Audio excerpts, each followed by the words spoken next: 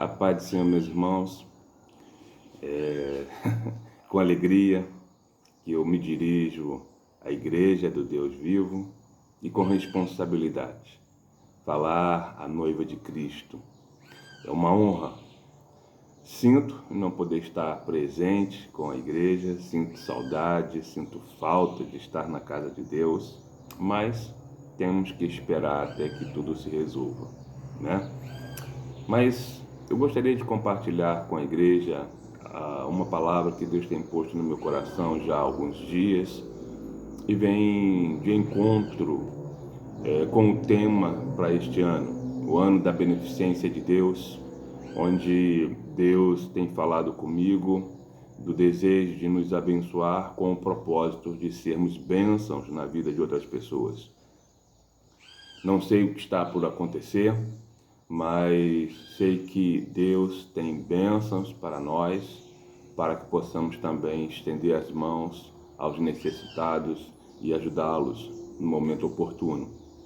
Mas vamos abrir nossas Bíblias no livro de Gênesis, no capítulo 2. O texto que nós vamos fazer uso é do verso 8 ao verso 17. Gênesis 2, do verso 8 ao 17.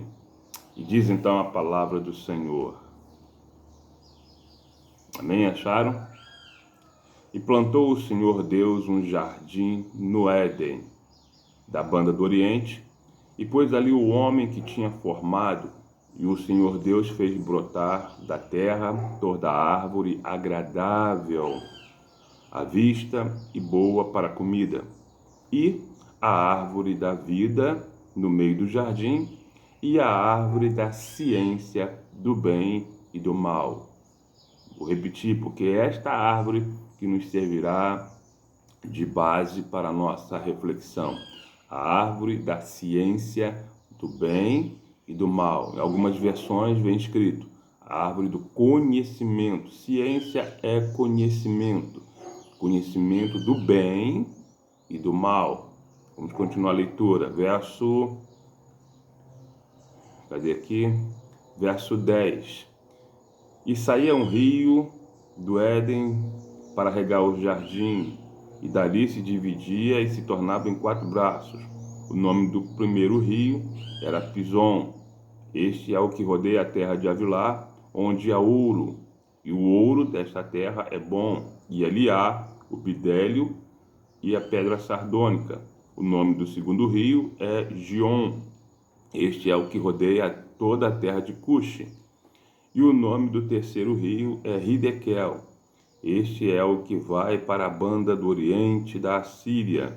E o quarto rio é o Eufrates. O Senhor tomou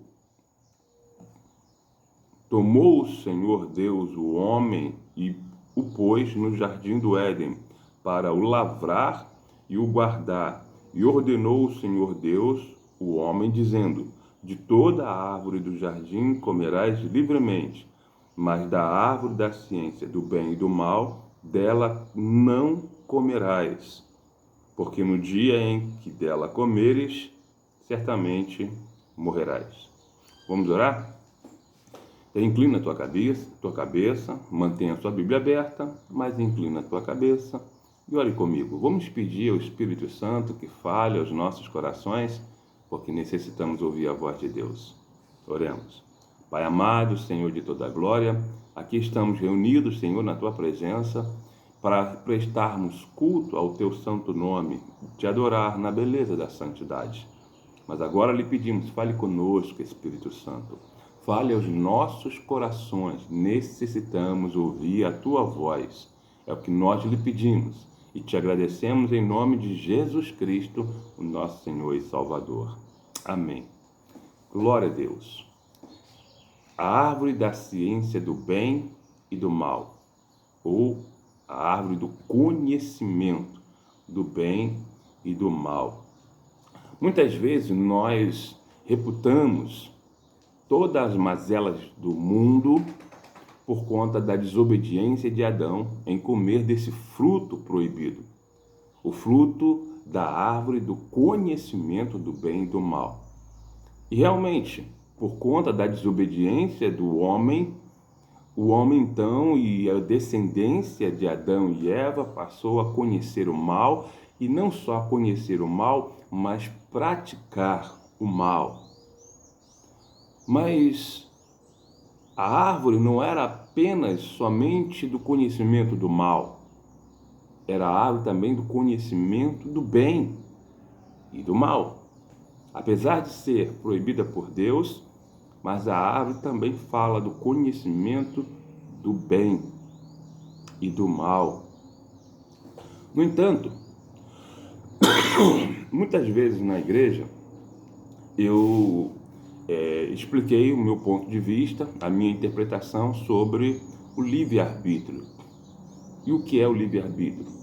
Seguindo então a etimologia das palavras, livre significa liberdade. Arbítrio vem de arbitragem, vem de julgamento, ou seja, livre-arbítrio é o dom que foi capacitado todo ser humano para julgar livremente as pessoas, não, mas as circunstâncias da vida. Nós temos esse dom, esse poder de julgar o que é certo e o que é errado. E de onde vem então a base para esse julgamento?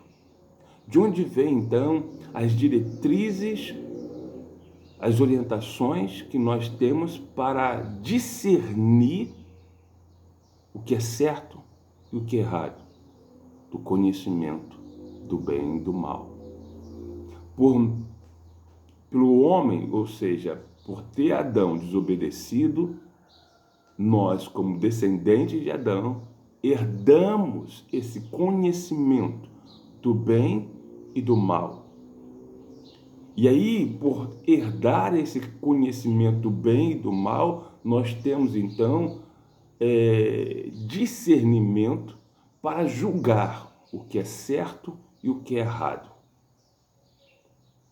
Mas também explicava que o livre-arbítrio tem uma irmã gêmea, que parece, mas não é, que é o direito de escolha. Nós temos o poder de escolher. Mas nós podemos julgar o que é certo e errado. E sabemos, temos o conhecimento do que é certo, do que é errado, do que é bom e do que é mal. Mas apesar de termos esse conhecimento e poder julgar entre um e outro e fazer a separação, discernir o que é certo e o que é errado, muitas pessoas, mesmo sabendo que roubar é errado, escolhem fazer o errado. Então nós precisamos separar. Saber é uma coisa, escolher é outra. Nós sabemos o que é certo e errado, temos conhecimento do bem e do mal, mas alguns, mesmo sabendo que é errado, escolhem fazer o errado. No entanto, há um versículo da palavra de Deus, lá em Gálatas, capítulo 6, se me falha a memória, deixa eu analisar aqui nos meus apontamentos. Gálatas, capítulo 6, verso 7, se você puder abrir. Gálatas, capítulo 6, verso 7. Esse versículo vai complementar nossa linha de raciocínio. Gálatas, capítulo 6, deixa eu ver aqui, verso 7. Olha só que interessante esse versículo para nós. Fala do discernimento do certo e do errado. Gálatas 6, verso 7. Só o verso 7, verso 7 e 8, melhor. 7 e 8. Olha só o que diz. não erreis. Já começa assim, não erreis. Ou seja, se a orientação vem dizendo para não errarmos, é porque nós temos o discernimento entre o certo e o errado e a opção de escolher entre o certo e o errado, entre o bem e o mal. Nós temos o conhecimento e temos a escolha. E a palavra então vem nos sugerindo: não erreis. Por quê? Continuando o texto. Deus não se deixa escarnecer. Tudo que o homem semear, isso também ceifará. Verso 8. Porque o que semeia na carne, da carne ceifará corrupção. Mas o que semeia no Espírito, do Espírito ceifará a vida eterna. O que isso quer dizer para mim e para você? Nós, vou repetir, temos o conhecimento do bem e do mal. E esse conhecimento nos traz o discernimento do certo e errado. E temos o poder de escolher entre o certo e errado. No entanto, é necessário que nós saibamos que tudo o que nós fizermos nesta vida, iremos colher as consequências. Todos os nossos atos trarão consequências. Tudo que o homem semear, isso ele ceifará, ou seja, irá colher. Se eu fiz coisas boas, se eu faço coisas boas, eu irei colher como consequência, terei como consequências coisas boas. Se alguém faz coisas ruins, ele terá como consequências coisas ruins. É a lei da vida. Esse versículo nos revela a lei da semeadura. O que o homem semear, isso ele vai ceifar, ele vai colher.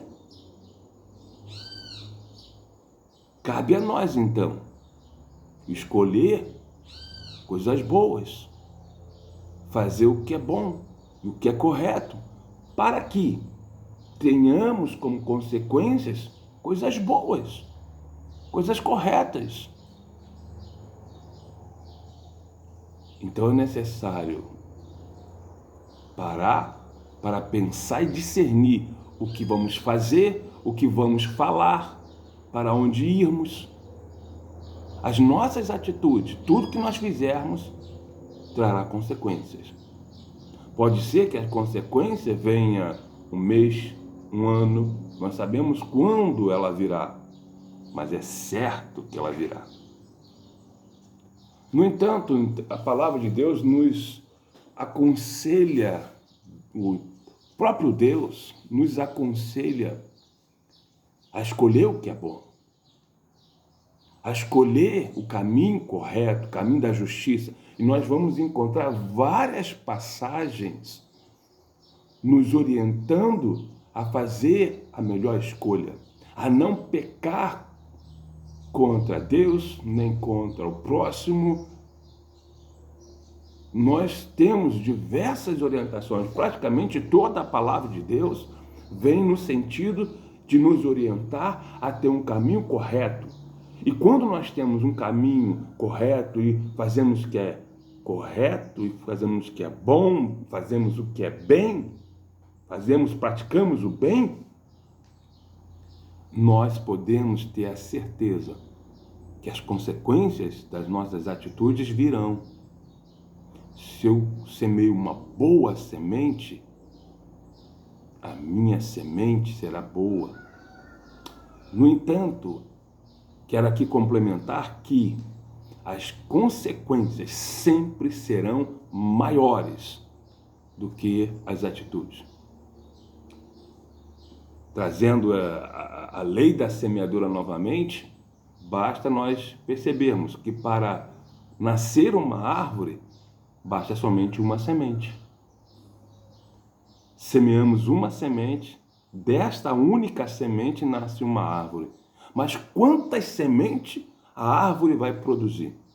Sendo ela frutífera ou não, todas as árvores vão gerar semente para a sua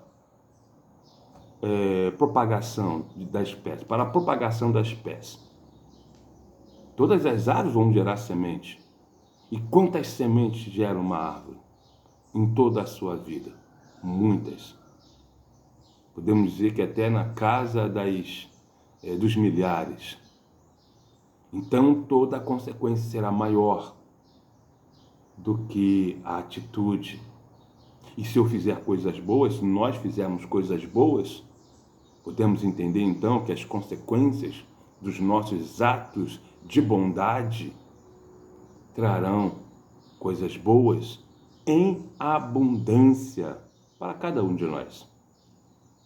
Mas o próprio Deus então nos orienta a praticarmos duas coisas boas, né? Em primeiro lugar, devemos fazer coisas boas. E posso dizer que, colocar no singular, fazer uma coisa boa, que vai gerar como consequência para nossas vidas, é algo tremendo. Porque para quem devo fazer coisas boas? Em primeiro lugar, para nós mesmos. Parece uma visão egoísta, né? Eu tenho que pensar primeiro em mim. Meu amado, a palavra de Deus nos apresenta, e Jesus, ele ressaltou isso, tá?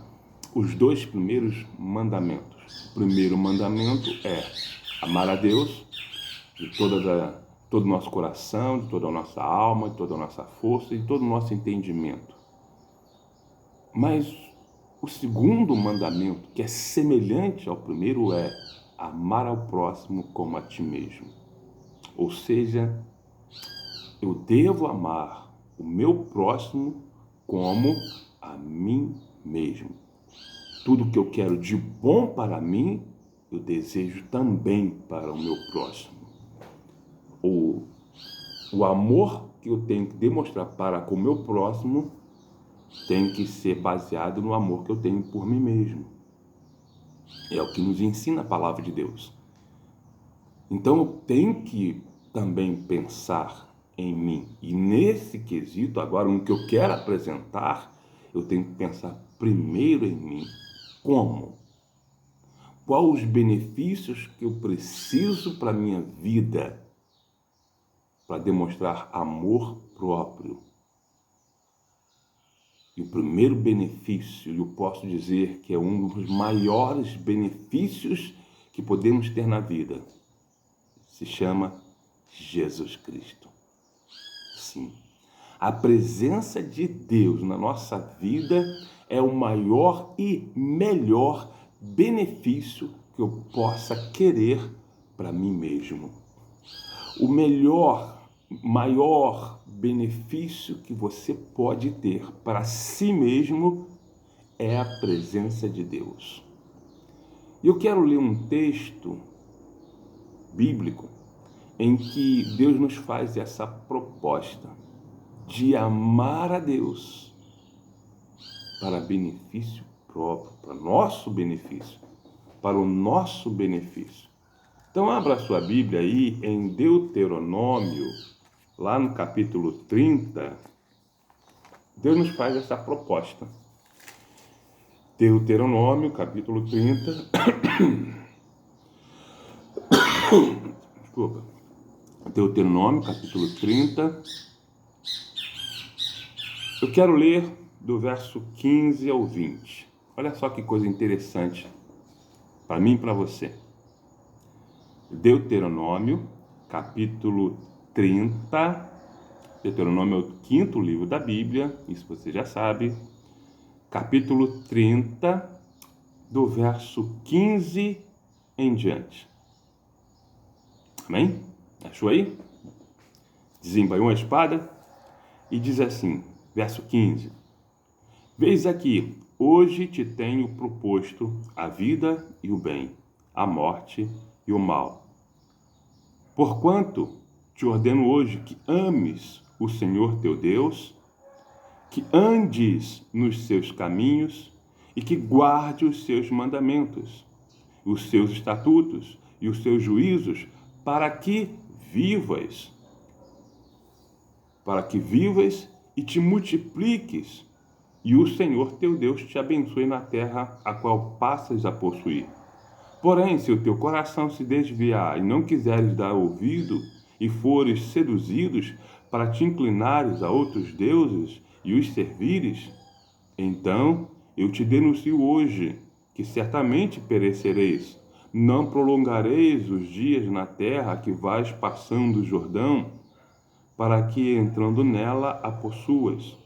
Os céus e a terra tomo hoje por testemunha contra ti, que te tenho proposto a vida e a morte, a bênção e a maldição. Escolhe, pois, a vida, para que vivas tu e a tua semente, amando ao Senhor teu Deus, dando ouvido à sua voz e te achegando a Ele, pois Ele é a tua vida e a longura dos teus dias, para que fiques na terra que o Senhor jurou a teus pais, a Abraão, a Isaque e a Jacó, que lhes havia de dar. Veja bem, a proposta de Deus para o povo de Israel, e esta palavra também se aplica a nós, é: escolhe, pois, o Senhor, porque Ele é a nossa vida.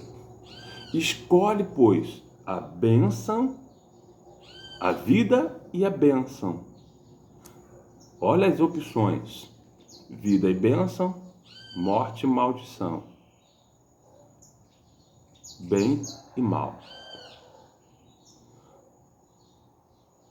Direito de escolha. Deus nos apresenta duas opções: bênção e maldição, bem e mal. E Ele nos apresenta para escolhermos. O que você vai escolher? Quando eu escolho a bênção, estou escolhendo Deus na minha vida. Sim, quando eu coloco Deus na minha vida, a presença de Deus vai atrair bênçãos.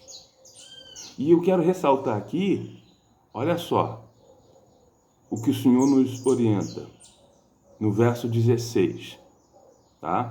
Porquanto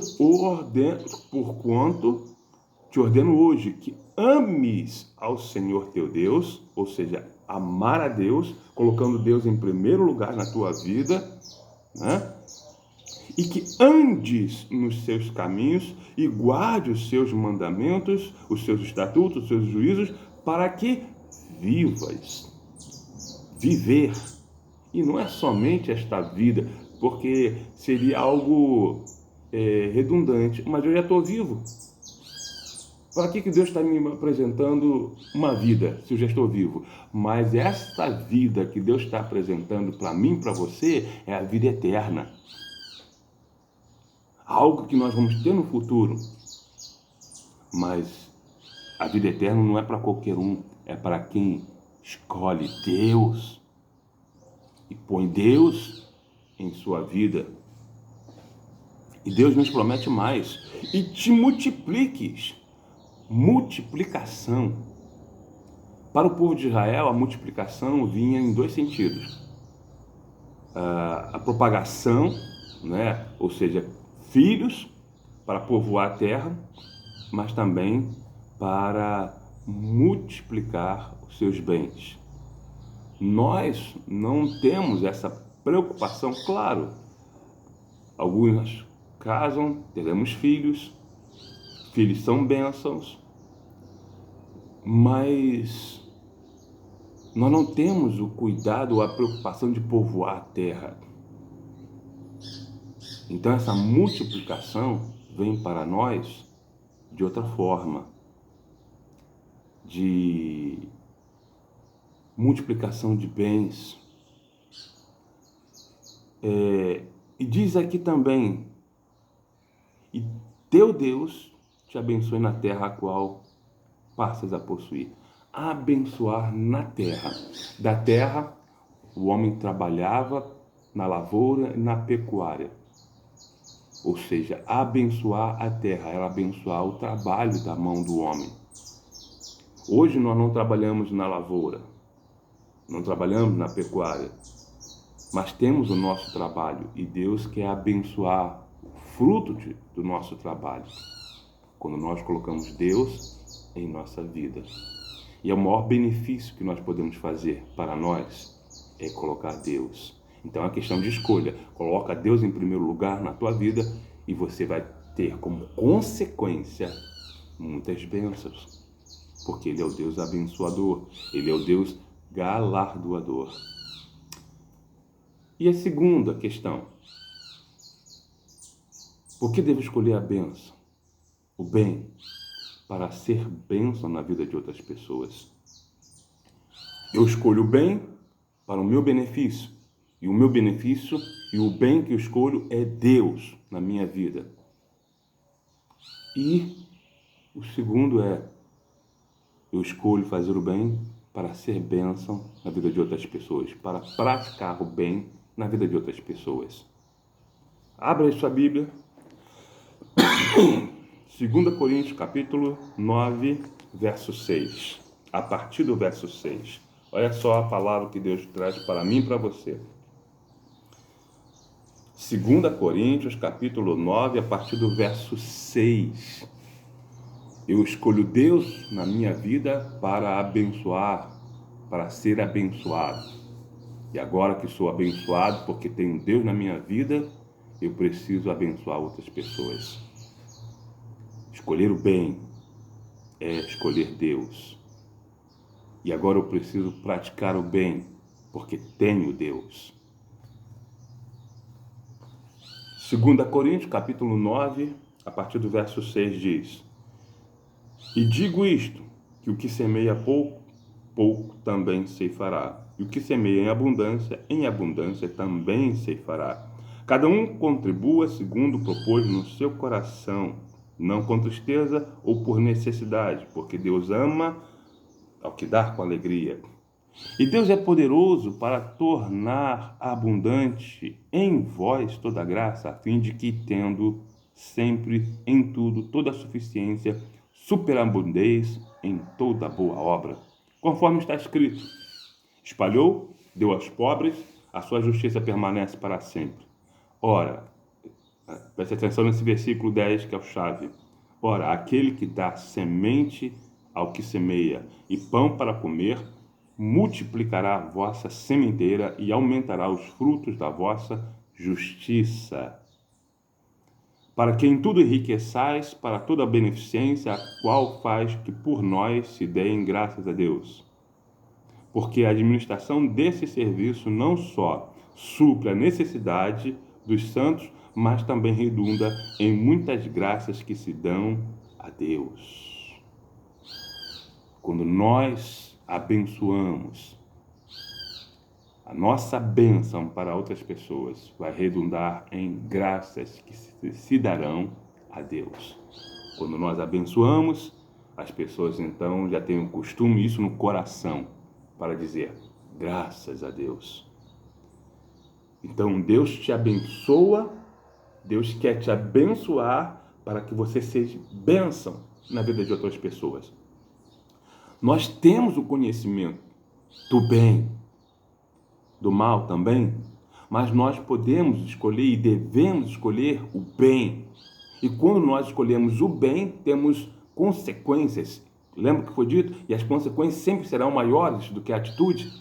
Quando nós escolhemos Deus, nós somos abençoados para abençoar outras pessoas.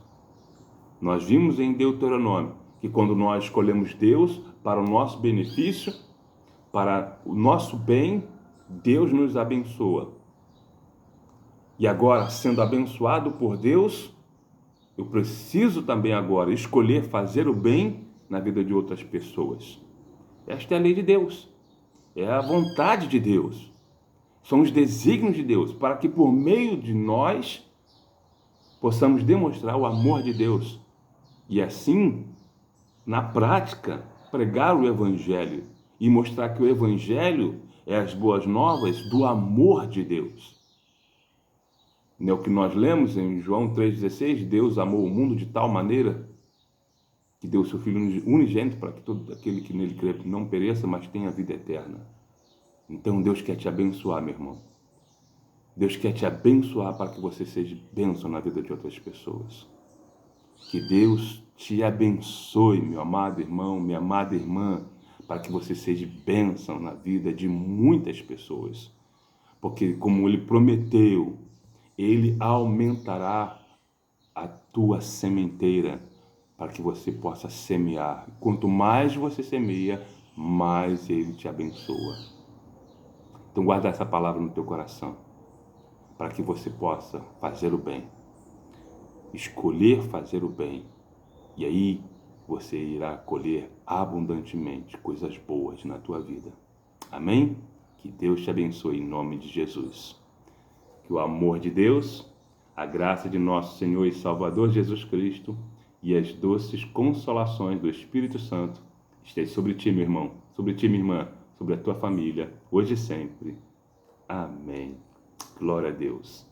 Deus te abençoe em nome de Jesus. Estou com saudade de todos vocês. Eu espero, em nome de Jesus, que semana que vem estaremos juntos, para a glória do Senhor Jesus. Amém? Fica com Deus. Deus abençoe a todos. Estou com saudade. Fica com Deus. Tchau, tchau.